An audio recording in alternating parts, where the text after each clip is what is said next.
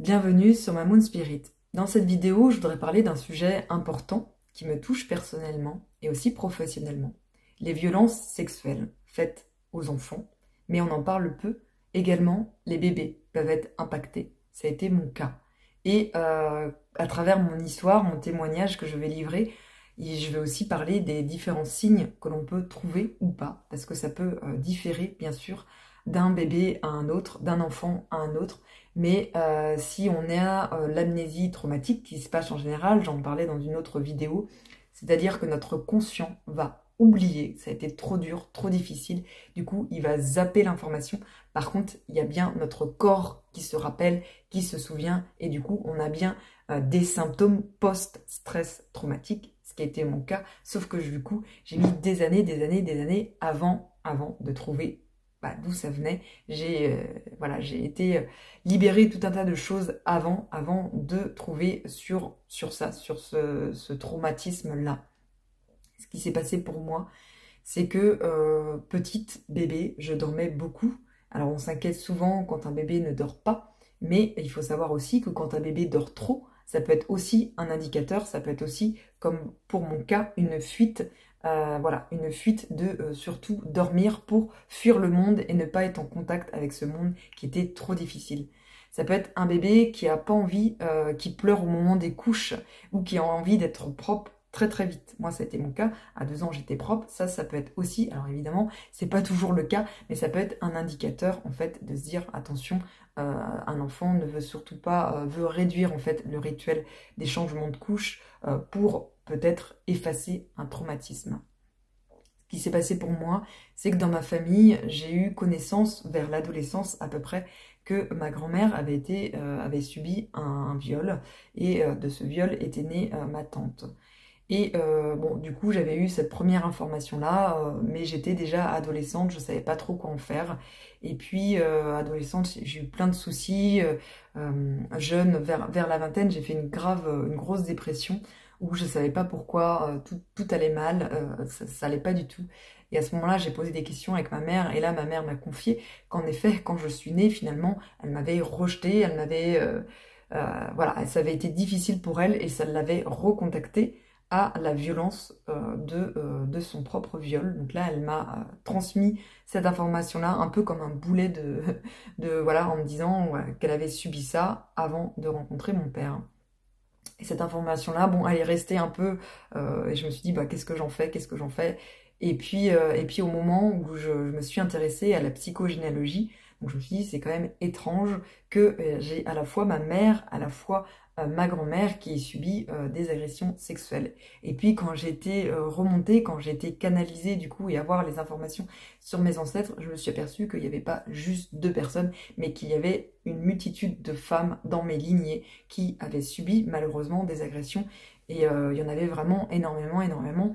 Donc j'ai été chacune les libérer, écouter leur histoire, faire ces libérations-là qu'on peut faire, quand on a ces capacités-là, quand on a ouvert les capacités avec les ancêtres. Et puis j'ai aussi, je me suis dit, c'est quand même étrange que je m'appelle Marion et que justement dans mes arrière-grand-mères il y a des maris qui étaient les plus impactés, je dirais, par ces violences-là, et on sait que les prénoms ont aussi un impact, et c'est comme si en fait je venais du coup réécrire leur histoire et libérer ce qui n'avait pas pu être libéré. Et puis quand j'ai été m'intéresser aux mémoires karmiques, c'est pareil, j'ai vu que moi-même, sur mon histoire, voilà, j'avais aussi des histoires comme ça de violence. Bon, on peut se dire que c'est souvent le cas, puisque malheureusement, les chiffres, c'est quand même 1 sur 5 des enfants qui auront à subir ça. Donc je m'étais dit, bon, voilà. Et puis à chaque fois que j'allais faire des séances, etc., on revenait souvent quand même à mon enfance, à ma petite fille intérieure. Alors j'ai des traumatismes, je suis jumelle née seule, mais quand même, il y avait quelque chose comme un champ de mine. Je me rappelle d'une des séances, c'était un champ de mine, comme si, voilà, il y avait eu des gros obus qui étaient venus, et puis qui m'avaient laissé là en plan. Alors, je communique comme ça en communication subtile avec mes 2 garçons, et puis un jour, Auguste, en fait, le plus petit, donc la nuit, dort très très très mal à des cauchemars, des réveils, etc., des cris. Alors le lendemain, une fois qu'il est parti chez sa nounou, je me demande ce qui se passe et du coup on va communiquer ensemble de manière intuitive. Et là, il me montre le mari de sa nounou. Et alors je comprends pas parce que c'est vraiment quelqu'un d'adorable. Et puis là, on me dit violence sexuelle. Alors là, tout de suite, je me dis mais quel est le lien entre ces deux éléments? Je vois pas quoi. Je me dis bon, c'est peut-être quelque chose de karmique. Et puis bon, ça fait pas trop sens. Je me dis bon, j'ai peut-être mal compris. C'est vrai que au niveau subtil, au niveau intuitif, surtout quand il s'agit de ses enfants, parfois on peut mal interpréter. Donc sur le moment, je me dis bon, je laisse de côté. Et puis le lendemain, nouvelle réitération. Et là, cette fois-ci, le message est complètement différent. Donc il me dit, mais ce bébé, ce n'est pas moi, c'est toi. Et là, j'ai l'émotion tout de suite qui vient, l'émotion qui vient. Et du coup, je comprends, je pose la question, Marie de la nounou, moi, est-ce que du coup, j'ai subi quelque chose? Et là, j'ai un oui que je fais, euh, que je demande à une amie du coup de confirmer, qui a des capacités comme moi, et en effet, elle me confirme que c'est bien ça. Que c'est bien ça, et là j'entame du coup tout un parcours avec elle, puisque quand il s'agit de choses dramatiques sur soi, autant il y a eu plein de choses que j'ai traitées par moi-même, autant là évidemment j'ai été me faire accompagner, me faire aider. Et donc on a pu remettre en lumière l'histoire, et donc c'était le mari de ma nounou qui du coup avait été extrêmement violent par les regards, mais aussi qui était passé à l'acte.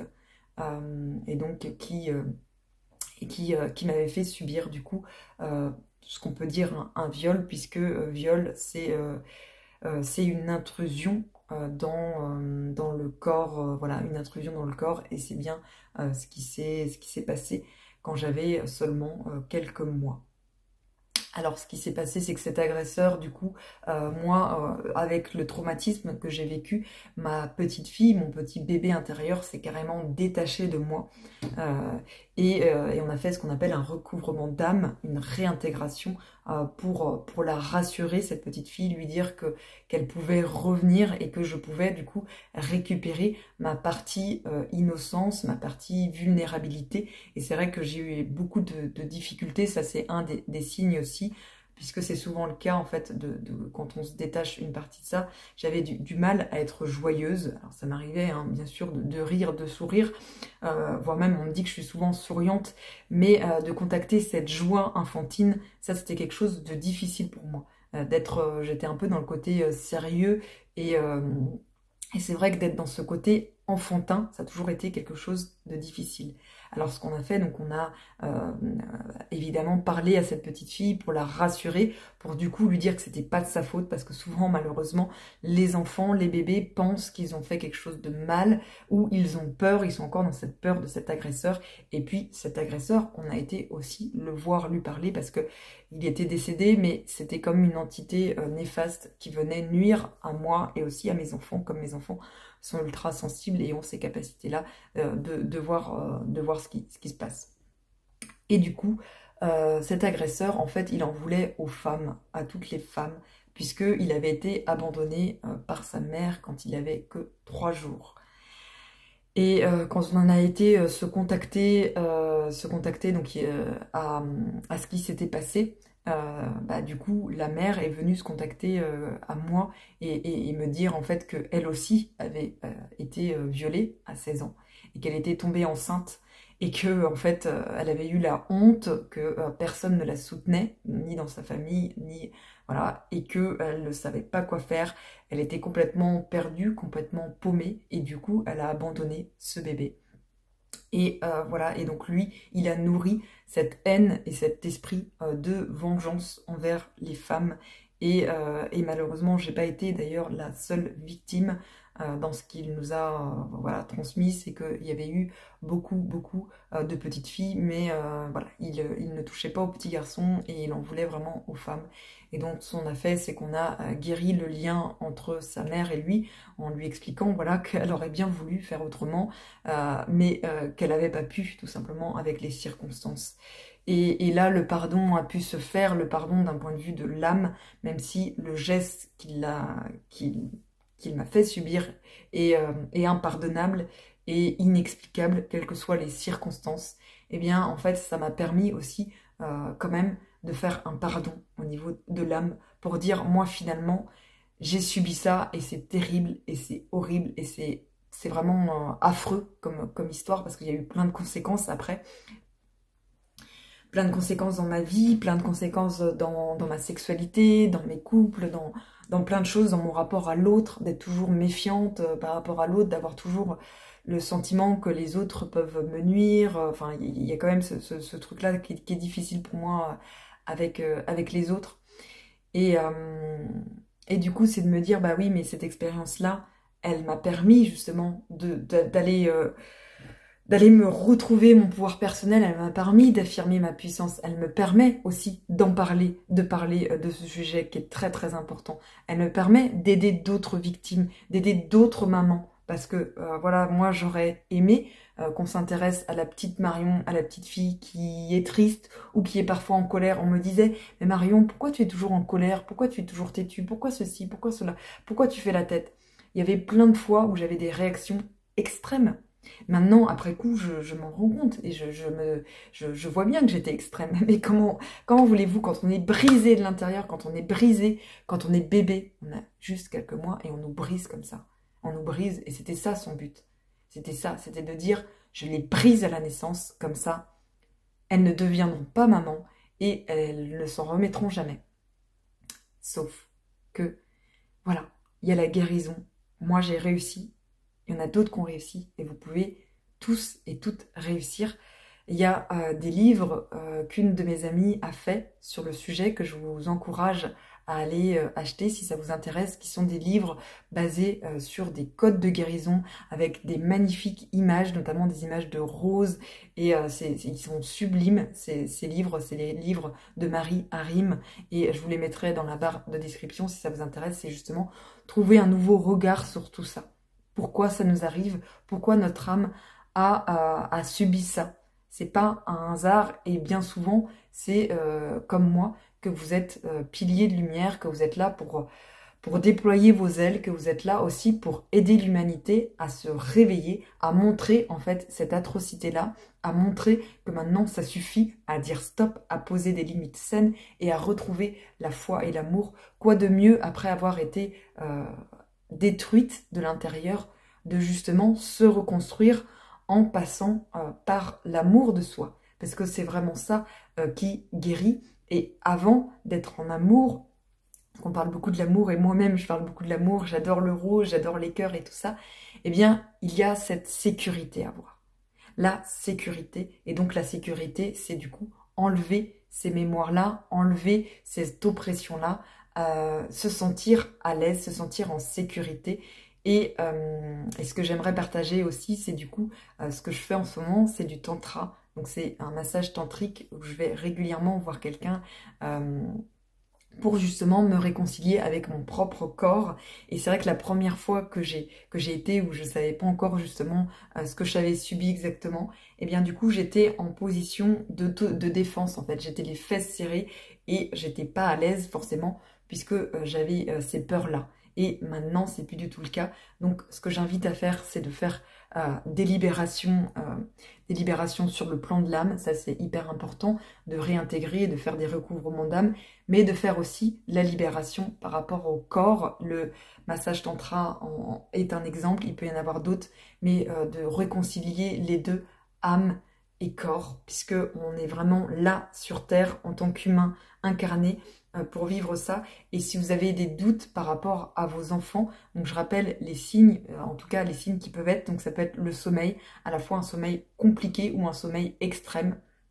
Ça peut être les pleurs, beaucoup de pleurs non expliqués. Une fois qu'on a enlevé les causes physiologiques, il y a toujours des pleurs au moment du change, un bébé qui ne veut pas être changé, qui est, voilà, des angoisses de séparation extrêmes aussi. Ça peut être plein de choses, mais ça peut être aussi ça. Et puis des mots, des paroles bizarres, voilà, sur les gestes. Ça peut être aussi des gestes avec qu'on va reproduire. Moi, je me souviens aussi, ça j'en ai pas parlé parce que c'est un peu tabou. J'avais honte en fait jusqu'à maintenant. J'ai plus honte parce que je comprends ce qui se passe. Mais c'est vrai que ça m'est arrivé aussi petite enfant qu'on me retrouve avec un voisin notamment en train d'avoir des gestes en fait sexuels et alors on était habillés, hein, il s'était rien passé, mais quand même ça c'est pas normal et je pense que j'avais à peu près 5-6 ans de mémoire ou peut-être un peu plus, mais du coup voilà et c'est vrai que ça par contre j'ai pas eu l'amnésie, ça c'est quelque chose dont je me souviens, où je m'étais toujours dit mais oui finalement qu'est-ce qui s'est passé, pourquoi ça s'est passé et voilà et donc ça peut être aussi un signe. Et si on n'est pas à l'aise justement avec notre corps, si on n'est pas à l'aise avec la sexualité, ça je dirais que c'est le signe numéro un. Voilà, si vraiment on a le sentiment qu'il y a un problème dans notre féminin. Et puis l'histoire de la famille, si on a des informations, et c'est pour ça que c'est important d'en parler autour de soi, d'en parler à les personnes, à nos enfants, je dirais en premier lieu. Moi, si ma mère m'avait confié tout ça avant, alors bon, ce bébé, j'aurais sûrement peut-être quand même vécu ça, mais si elle me l'avait dit, peut-être dès les premiers jours, en tout cas, voilà, je trouve que c'est très important de le confier maintenant. Moi, évidemment, mes enfants, vu qu'ils ont qu'ils ont suivi l'affaire, entre guillemets, qu'ils ont été mêlés dans l'affaire, du coup, ils sont au courant de ce qui s'est passé. Et voilà, et ça fait partie de notre histoire, ça fait partie des mémoires, et maintenant, euh, je suis libre d'en parler, même c'est quelque chose d'important. Si vous avez envie de partager aussi vos témoignages, de partager des choses, j'ai fait aussi une méditation sur le sujet, méditation, libération de traumatisme, qui peut aussi aider avant de faire une séance à faire justement ce voyage de paix intérieure et ce voyage de reconstruction de soi à soi. En tous les cas, ne restez pas seul avec ses doutes, avec ses angoisses, avec ses peurs, vraiment. Prenez soin de vous, écoutez-vous. S'il y a le moindre doute, en général, quand il y a un doute, c'est qu'il y a bien quelque chose. Alors ça peut être, voilà, ça peut être tout un tas d'histoires. Là, j'ai raconté la mienne, mais ça peut être une histoire différente, bien sûr. Mais un doute comme ça, quand même, je dirais que s'il n'y a pas de hasard, et moi, justement, à 15 ans, je me souviens aussi, là, je raconte encore une dernière anecdote. J'étais justement dans mes premières relations amoureuses. Alors, j'avais déjà eu des rapports vers l'âge de 13 ans, ce qui est quand même très tôt. C'est pareil, quand on a des rapports tôt, il faut quand même se dire, est-ce qu'il n'y a pas quelque chose là-dessous et à 15 ans, et du coup, là, j'étais plutôt, j'avais pas envie, enfin, voilà, c'était compliqué pour moi. Et en fait, j'avais sous-entendu que du coup, j'avais été abusée, voilà, et c'était sorti tout seul, en fait. Et c'est vrai que, et après, sous le moment, je m'étais dit, bah non, enfin, j'ai dû dire ça parce que j'avais pas envie, pour éviter, parce que c'était plus facile. Bah, quand même, c'était quand même sorti tout seul. Et la personne en face avait compris, s'était dit, ah oui, c'est vrai que ça se voit que t'as des marques comme ça. Je me suis dit, ah bah c'est bien, je joue bien la comédie, etc.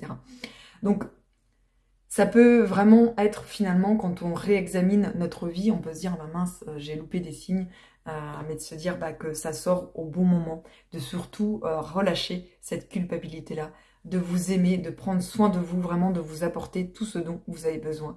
Et si vous avez envie de partager, n'hésitez pas. Et sinon, comme je le dis souvent, prenez soin de vous. À bientôt.